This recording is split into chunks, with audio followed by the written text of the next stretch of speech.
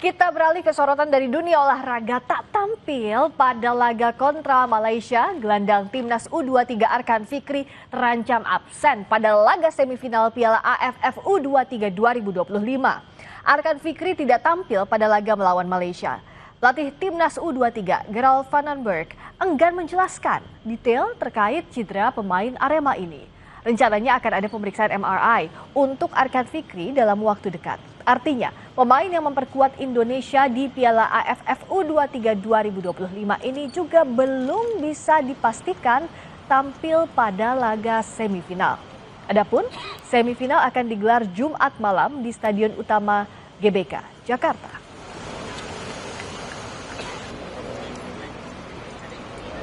I think that Arkan we have to wait for because he go for the MRI again in 2-3 days. But of course we hope that everything is okay with him, you know. But at this moment I cannot tell too much about it because I don't know for 100% sure what it is.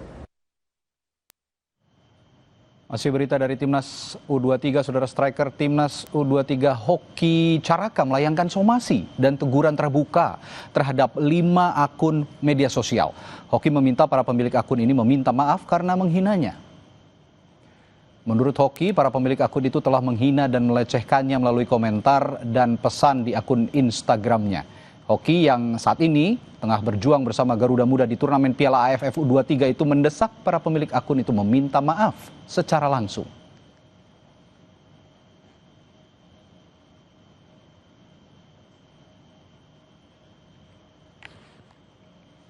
Sesaat lagi di Sapa Indonesia Malam, Komnas HAM mendatangi kediaman keluarga almarhum Arya Darupangayunan, diplomat Kemlu yang tewas terlakban di kamar indekos. Informasinya usai jeda.